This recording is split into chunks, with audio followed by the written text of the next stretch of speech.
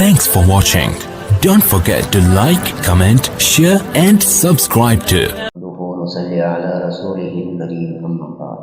قابل احترام بزرگوں اور دوستوں، ماہ شعبان اسلامی کیلنڈر کا ایک محترم و معظم مہینہ ہے اور ہمارے لیے رحمتوں اور برکتوں، فضیلتوں اور سعادتوں کو لے کر آتا ہے اور ہم سے طالب ہوتا ہے ہم ان سعادتوں اور برکتوں سے اپنے ظرف کے مطابق اپنا حصہ حاصل کر لیں، مگر بہت سے لوگ اس ماہ کی آمد و رفاعت سے کوئی دلچسپی نہیں رکھتے، اس سے بے توجہی و غفلت برتتے اور ان سعادتوں اور برکتوں سے محروم رہ جاتے ہیں، اور بعض حضرات اس سے ایک قدم آگے بڑھا کر اس مہینے میں بعض بدعات و خرافات کے مرتکب ہوتے ہیں اور سعادتوں اور برکتوں کے بجائے حرمان نصیبی بلکہ اور اس سے بڑھ کر بدبختیوں اور نحوستوں کے مستحق قرار پاتے ہیں۔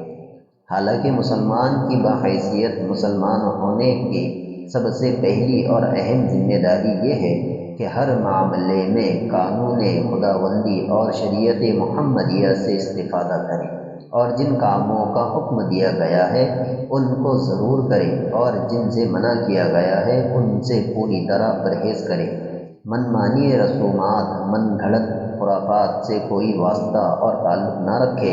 اسی طرح جب کوئی مہینہ آئے تو پہلے معلوم کرے کہ شریعت نے اس کے بارے میں کیا کرنے اور کیا نہ کرنے کا حکم دیا ہے۔ شعبان کے بارے میں عوام الناس میں دو طرح کی غلط فہمیاں اور غلطیاں رائج ہیں۔ ایک یہ کہ اس میں ہمیں کیا کرنا چاہیے، اس کا صحیح علم نہیں، اس لیے غلط سلط باتوں کو اپناتے ہیں۔ دوسرے یہ کہ اس کی فضیلت کا علم نہ ہونے کی بنا پر اس کی اہمیت پر نظر نہیں ہے، لہٰذا اس مضمون میں اس کی فضیلت و عظمت پر بھی روشنی ڈالوں گا۔ اس میں جن اعمال کی ترغیب آئی ہے ان کو پیش کروں گا اور ساتھ ساتھ لوگوں کی من گھڑت رسومات و خرافات کی تردید بھی کروں گا جن کا شریعت میں کوئی ثبوت نہیں ہے، اور شب برات پر بھی کلام کروں گا۔ ماہ شعبان کی فضیلت میں متعدد احادیث آئی ہے، مگر ان میں سے اکثر روایت تاہم بعض صحیح احادیث سے بھی شعبان کی فضیلت معلوم ہوتی ہے۔ حضرت عائشہ رضی اللہ عنہا سے روایت ہے کہ انہوں نے فرمایا کہ میں نے نبی کریم صلی اللہ علیہ وسلم کو شعبان سے زیادہ رمضان چھوڑ کر کسی اور مہینے میں روزے رکھتے ہوئے نہیں دیکھا۔ بعض احادیث میں ہے کہ آپ صلی اللہ علیہ وسلم سوائے چند دنوں کے شعبان بھر روزہ رکھتے تھے۔ یہ روایت بھی حضرت عائشہ رضی اللہ عنہا سے مروی ہے۔ ایک روایت میں حضرت عائشہ رضی اللہ عنہا فرماتی ہے کہ اللہ کے رسول صلی اللہ علیہ وسلم کے نزدیک روزہ رکھنے کے لیے سب سے زیادہ پسندیدہ مہینہ شعبان تھا۔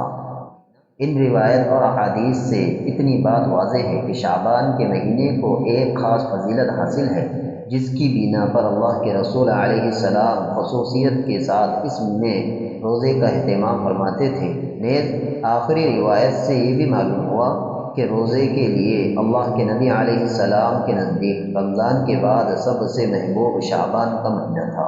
اس سے بھی شعبان کی ایک خصوصی فضیلت معلوم ہوتی ہے۔ اللہ تبارک و تعالی ہم تمام کو شعبان کی قدر کرنے کی توفیق عطا فرمائے اور ہم تمام کو شعبان کے مہینے میں روزہ رکھنے کی اور 15ویں شعبان کی رات کو نفلی عبادت کرنے کی اور اللہ سے دنیا و آخرت کی خیر مانگنے کی، اپنے گناہوں کی معافی مانگنے کی توفیق عطا فرمائے۔ وآخر دعوانا الحمدللہ رب العالمین۔